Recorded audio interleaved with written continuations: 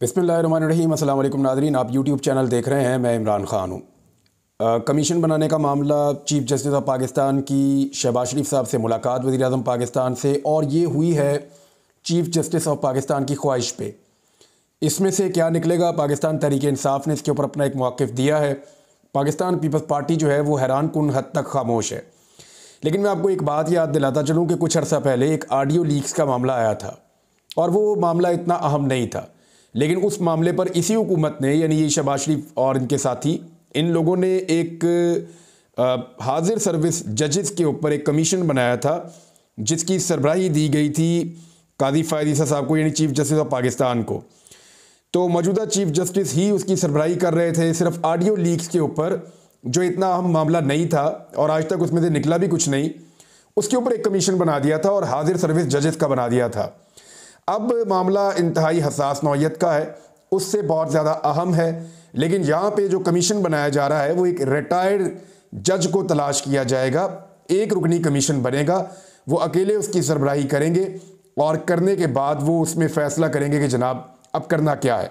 पहले एलामिया देख लेते हैं। चीफ़ जस्टिस ऑफ पाकिस्तान को 25 मार्च को एक ख़त मौसूल हुआ। 26 मार्च 2024 को इस्लामाबाद हाई कोर्ट के 6 जजेस ने इस खत को लिखा था। मज़कूरा ख़त में लगाए गए इल्ज़ामात की संगीनी को देखते हुए चीफ़ जस्टिस ने उसी दिन chief justice Islamabad high court और उनके अलावा जो है कुछ और जजेस जो हैं उनके साथ 8 बजे के वक्त अफ्तारी के बाद एक मीटिंग बुलाई। चीफ़ जस्टिस की रिहाइशगाह पर शाम 2.5 घंटे तक जारी रहने वाली मीटिंग में तमाम जजेस के तहफ़्फ़ुज़ात को इनफरादी तौर पर सुना गया। उसके बाद 27 मार्च 2024 को अटारनी जनरल और चीफ़ जस्टिस ऑफ पाकिस्तान अगले दिन जो है उन्होंने सीनियर वज़ीर कानून से भी उन्होंने मुलाकात की और इसके बाद जजेस के साथ सुप्रीम कोर्ट बार एसोसिएशन के सदर और पाकिस्तान बार के सीनियर तरीन मेंबरान से मुलाकात की। कौंसल इस्लामाबाद में मौजूद है। सुप्रीम कोर्ट ऑफ पाकिस्तान के तमाम जजेस का फुल कोर्ट इजलास उसी दिन शाम 4 बजे चीफ़ जस्टिस ऑफ पाकिस्तान की सरबराही में तलब किया गया। फुल कोर्ट ने इस्लामाबाद हाई कोर्ट के 6 जजों की जानिब से भेजे गए ख़त में उठाए गए मसाइल पर गौर किया। फुल कोर्ट के अरकान की अक्सरियत में इत्तफ़ाक़ राय पाया गया कि सूरत-ए-हाल की संगीनी के पेश नज़र चीफ़ जस्टिस वज़ीर आज़म पाकिस्तान से मज़कूरा ख़त में उठाए गए मसाइल पर मुलाकात कर सकते हैं और इजलास मुलतवी कर दिया गया। अच्छा, इस एलामिया में ये नहीं बताया कि तजवीज़ किसकी थी, लेकिन ये बताया गया कि जब ये तजवीज़ सामने आई तो फिर ज़्यादा जजेस ने कहा ठीक है आप मुलाकात कर लें। वज़ीर आज़म ने वज़ीर कानून और अटारनी जनरल के हमरा 28 मार्च 2024 को दोपहर 2 बजे सुप्रीम कोर्ट में चीफ़ जस्टिस और इसके अलावा जो दीगर सीनियर जज हैं और सुप्रीम कोर्ट के रजिस्ट्रार उनकी मौजूदगी में मुलाकात की। ये मुलाकात तकरीबन 1 घंटे तक जारी रही। चीफ़ जस्टिस ने वाज़ेह तौर पर कहा कि जजेस के मामलात और अदालती काम में एग्जेक्टिव की मुदाखलत बर्दाश्त नहीं की जाएगी और किसी भी सूरत में अदलिया की आज़ादी पर समझौता नहीं होने दिया जा सकता। उन्होंने और सीनियर जज ने कहा कि अदलिया की आज़ादी एक बुनियादी सतून है जो कानून की हुक्मरानी और मजबूत जमहूरियत को बरकरार रखता है। इजलास के दौरान Pakistan commissions of inquiry act के तहत, ये 2017 का एक्ट है, एक इंक्वायरी कमीशन बनाने की तजवीज़ दी गई जिसकी सरबराही इस मामले की इंक्वायरी के लिए रिटायर्ड जज करेंगे। ये भी नहीं बताया गया कि इसकी तजवीज़ हुकूमत की जानिब से आई या सुप्रीम कोर्ट की जानिब से आई। बहरहाल रिटायर्ड जज इसके अंदर होंगे और वज़ीर आज़म ने अहद किया कि मज़कूरा कमीशन की तश्कील की मंजूरी के लिए वफाकी काबीना का इजलास बुलाया जाएगा। ये मैं आपको बता दूं कि वफाकी काबीना का इजलास आज बुलाया गया था, लेकिन इसको तीसरी मरतबा मुलतवी कर दिया गया है और वजह जो है वो आपको आइडिया है। अब इस मामले में ये भी एक बड़ा हसास मामला है जजेस वाला। अगर काबीना का इजलास बैठेगा तो फैसला करना होगा। बहरहाल वो काबीना का इजलास जो है वो फ़िलहाल अब तक की इत्तला के मुताबिक मुलतवी हो गया है।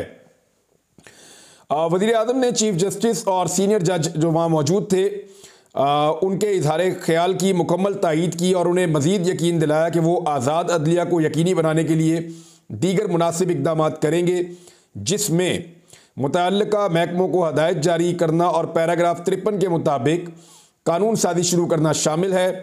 और फिर उसके बाद दीगर कुछ टेक्निकल चीज़ें हैं। फिर चीफ़ जस्टिस ने दोबारा फुल कोर्ट मीटिंग बुलाई इसके बाद और जजेस को वज़ीर आज़म के साथ मुलाकात में होने वाली बातों से आगाह कर दिया। ये है जनाब एलामिया, उसका लुब्बे लुबाब मैंने आपके सामने रख दिया है। अब ज़रा आप गौर करें कि वज़ीर आज़म पाकिस्तान शहबाज शरीफ साहब बेनिफिशरी हैं। ये जितना कुछ भी हुआ इसके, यानी इमरान खान के खिलाफ जितने फैसले आए जिनके ऊपर 6 जजेस कह रहे हैं कि बहुत दबाव पड़ता रहा और दबाव लगातार डाला जा रहा है उनके बकौल। उसके बेनिफिशरी शहबाज शरीफ साहब हैं और उसका नुकसान इमरान खान साहब को हुआ है। तो शहबाज शरीफ साहब क्यों अपने खिलाफ इंक्वायरी करेंगे या अपने फायदे को नुकसान में बदलेंगे? उसी शहबाज शरीफ को बुलाकर चीफ जस्टिस ऑफ पाकिस्तान अपनी ख्वाहिश पर उन्हीं के हवाले वो सारा मामला कर रहे हैं। मिसाल के तौर पे एक आदमी को फायदा पहुंचाने के लिए दूसरे आदमी को नुकसान पहुंचाया गया, और अब जो मुनसिफ हैं उन्होंने जिस आदमी को फायदा पहुंचाने के लिए दूसरे आदमी को नुकसान पहुंचाया गया उसी को बुलाकर कह रहे हैं कि जनाब आप इंसाफ कर दें इस मामले में। ये बहुत अजीब चीज़ लग रही है। अच्छा चलें इसमें देखते हैं कि लोगों का रद्द-ए-अमल क्या है, वो मैं आपके सामने रख देता हूँ। सीनियर तरीन सहाफ़ी और सियासतदान इसके ऊपर क्या बात कर रहे हैं, यहाँ से आपको आइडिया हो जाएगा कि सोच क्या है इस सारे मामले को लेकर। सबसे पहले आप स्टेटमेंट जो है वो आप देख लें एतजाज़ एहसन साहब का।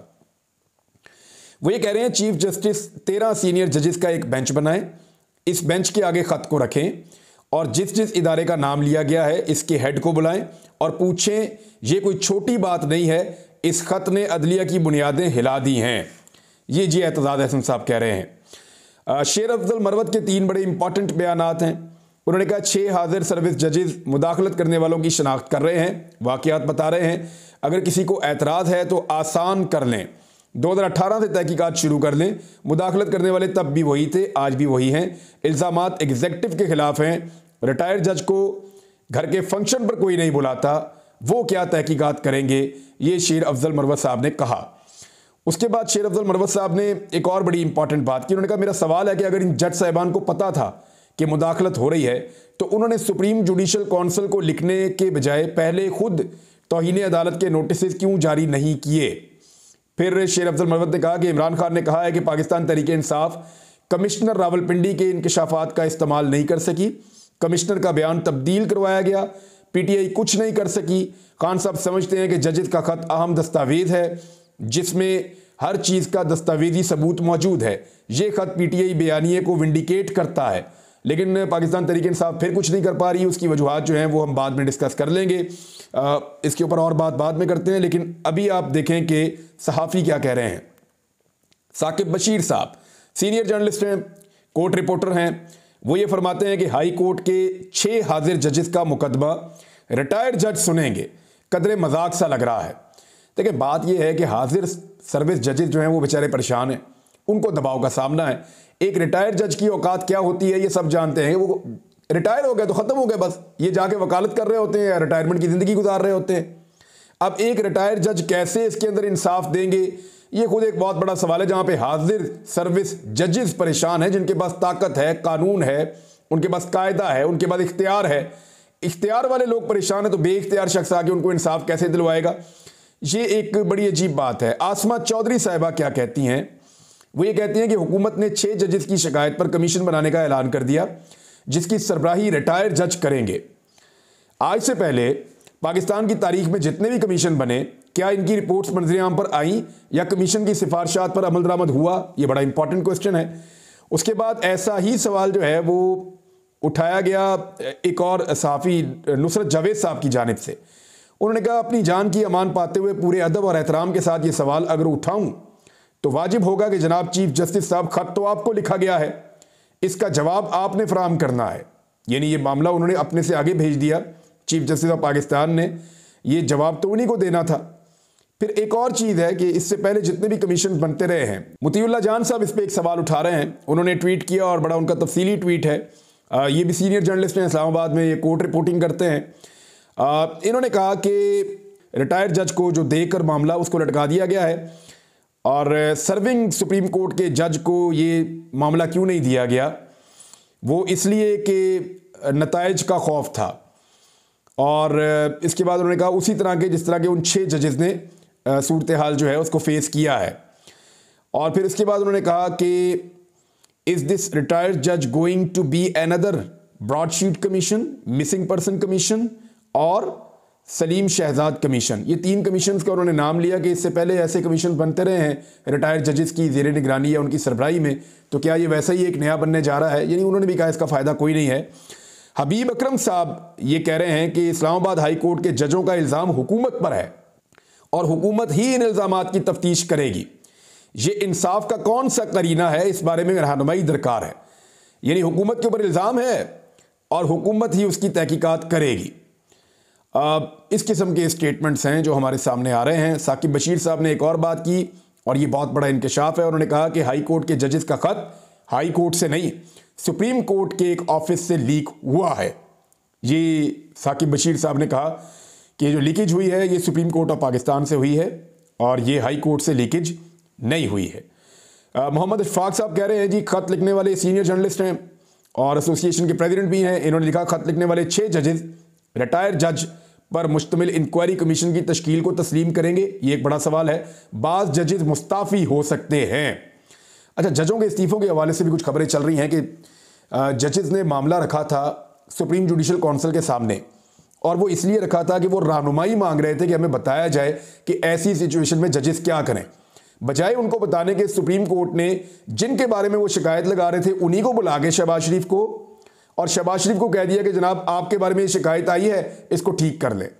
अब बजाय इसके कि वो शहबाज शरीफ साहब खुद ये मामला देखते और इसके ऊपर सुनते और इसके ऊपर शवाहिद इकट्ठे करते या इसके ऊपर इंसाफ देते या इसके ऊपर कम से कम गाइडेंस एक मुहैया करते, ये करने की बजाय उन्होंने रिटायर्ड जज के कमीशन के ऊपर इत्तफाक कर लिया। ये बहुत अजीब चीज़ है और इसको सारे सवालात इसके ऊपर उठा रहे हैं। शहबाज शरीफ वो शख्सियत हैं जो, ऑडियो भी इनकी बड़ी मशहूर है, ये जजेस को फ़ोन करके फैसले लिखवाया करते थे, दबाव डालकर, लालच देकर, जैसे भी जजेस को इस्तेमाल करते थे। फ़ोन करके अपनी मर्जी के फैसले लेने की आदत है शहबाज शरीफ साहब को। वो अब अदलिया की आज़ादी के लिए उठ खड़े होंगे, ये लतीफ़ा लगता है और हैरत की बात लगती है। बहरहाल, इससे पहले आपको याद होगा कि कादी फायद साहब या उनके हमायती ये फुल कोर्ट हर बात में कहा करते थे। जब बंदयाल साहब चीफ जस्टिस ऑफ पाकिस्तान थे, हर बात में कहते थे फुल कोर्ट बनाओ, सारे जजेस को इकट्ठा करो, कलेक्टिव विजडम जो है उसको इस्तेमाल किया जाए। और अब एक रिटायर, जब मामला बहुत हसास आ गया, 6 जजेस ने कह दिया, तो अब रिटायर जज के ऊपर एक कमीशन बनाने की बात की जा रही है। तो ये हैरानकुन तो है और परेशानकुन भी है। पाकिस्तान तहरीक इंसाफ ने इसके ऊपर जो रद्द-ए-अमल दिया उसमें उन्होंने ये कहा कि इस्लामाबाद हाई कोर्ट के जजेस के खत के मंदरजात की तहकीकात के लिए वफाकी हुकूमत की जानिब से इंक्वायरी कमीशन के क़याम को मुस्तरद कर दिया पाकिस्तान तहरीक इंसाफ ने। और 8 में से 6 जजेस ने यह खत लिखा था और उन्होंने खत में इंटेलिजेंस एजेंसियों पर अदालती कार्रवाई को मुतासर करने के लिए ज़बरदस्ती के हरबे इस्तेमाल करने का इल्ज़ाम लगाया था। और पाकिस्तान तहरीक इंसाफ ने इस मामले को शफाफ और खुली कार्रवाई के लिए सुप्रीम कोर्ट के ओपन बेंच को भेजने के अपने मुतालबे को दोहराया। उन्होंने कहा कि सूरत हाल की संगीनी है, इसको उजागर करते हुए कमेटी ने इस बात पर जोर दिया कि इस्लामाबाद हाई कोर्ट के जजेस का खत वफाकी हुकूमत के इदारों के खिलाफ चार्जशीट है। पीटीआई ने इल्ज़ाम लगाया कि हुकूमत मुल्क में जारी गैर आइनी मुदाखलतों का सबसे ज़्यादा फ़ायदा उठाने वाली है। यही असल बात है कि शहबाज शरीफ साहब खुद इसके बेनिफिशरी हैं इस सारी सूरत हाल के।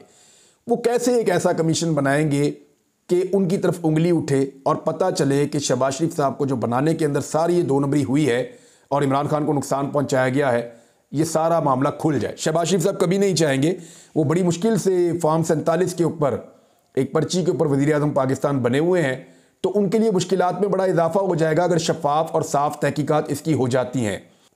अब कुछ सवालात और भी उठाए जा रहे हैं। पाकिस्तान तहरीक इंसाफ के ऊपर बड़ा सवाल ये उठाया जा रहा है कि क्या वो सही पॉलिटिक्स कर रहे हैं, क्या जो चीज़ें उनके सामने आ रही हैं या ख़राबियाँ जो उनके सामने आ रही हैं वो उनके ऊपर दुरुस्त अपोजिशन कर पा रहे हैं। तो इसका जवाब बहुत सारे लोग नफ़ी में दे रहे हैं। पाकिस्तान तहरीक इंसाफ के अंदर ये सोच पैदा हो गई है कि ये पार्टी जितनी मौसर तरीके से इलेक्शन में गई है या इमरान खान साहब ने जिस मौसर तरीके से अपना बयानिया फैलाया था, आज उसका अशर अशीर भी ये पार्टी नहीं कर पा रही। इमरान खान साहब ने वकला पे बहुत ज़्यादा भरोसा किया था, उनको बहुत ज़्यादा मौका दिया था क्योंकि वकला ही इमरान खान साहब को जेल में जाकर मिल सकते थे और वकला पे ही वो कानून और इंसाफ के लिए भरोसा कर रहे थे।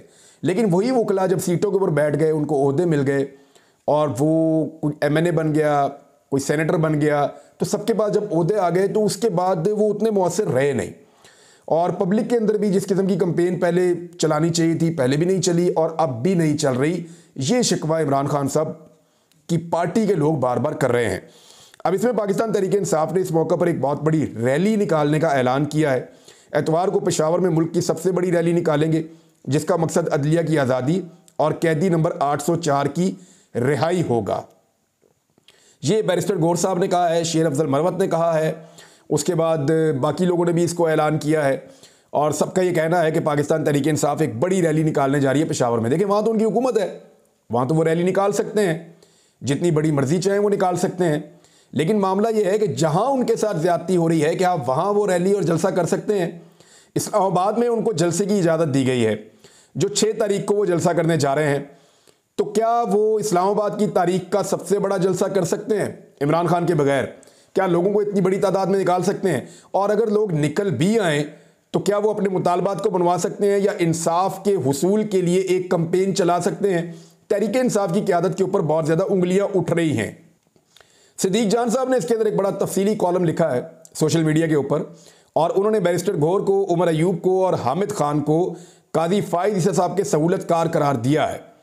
और यानी बज़ाहिर जो पाकिस्तान तहरीक इंसाफ के अंदर भी फ्रस्ट्रेशन बढ़ती जा रही है, वो भी ये देख रहे हैं कि जो हमारे ओहदेदार हैं पार्टी के, वो उतने मौसर नहीं हैं जितने होने चाहिए थे, और वो बहुत मोहतात तरीके से एहतजाज का ऐलान करते हैं या मामलात को आगे बढ़ाते हैं। उनको थोड़ा अग्रेसिवली आना चाहिए, ये पाकिस्तान तहरीक इंसाफ के अंदर सोच है। एक और बड़ी खबर मैं आपको जाते जाते दे दूं, ये बहुत इंपॉर्टेंट खबर है, और बैरिस्टर गौहर ने, अब जब मैं वीडियो रिकॉर्ड कर रहा हूं तो इससे थोड़ी देर पहले ये आई है, और इसमें उन्होंने बताया इस्लामाबाद हाई कोर्ट के मुअज़्ज़िज़ जजेस के खत के ज़िम्न में बानी चेयरमैन इमरान खान साहब की जानिब से चीफ जस्टिस ऑफ पाकिस्तान को एक तफसीली खत भिजवाया जाएगा। खत तहरीर करने वाले मोहतरम जजेस को यकीन दहानी करवाते हैं कि इनका खत रायगा नहीं जाएगा, इसे अपने मंतकी अंजाम तक पहुंचाने में कोई कसर ना उठा रखेंगे। बानी चेयरमैन इमरान खान का अदलिया के लिए खसूसी पैगाम है कि हम अदलिया का एहतराम करते हैं और पूरी साबित कदमी से अदलिया की आज़ादी के साथ खड़े हैं, खड़े रहेंगे। इमरान खान साहब का खत अगर जाता है और ये मामलात आगे बढ़ते हैं तो देखना ये होगा कि हुकूमत जो करने जा रही है, क्या उसको अदलिया, सिविल सोसाइटी, पाकिस्तान की पॉलिटिकल पार्टीज़ और ख़ास तौर पे वो जमातें जो इत्तेहादी जमातें हैं शहबाज शरीफ की, वो उसको मंजूर करती हैं या नहीं करती। ये बहुत बड़ा क्वेश्चन है, क्योंकि ये 6 जजेस का खत एक छोटा मामला कतई नहीं है। और भी डेवलपमेंट्स हैं अगले वीलॉग में शेयर करते हैं। अब तक के लिए इतने, अपना ख्याल रखिएगा, अपने इस चैनल का भी। अल्लाह हाफ़िज़।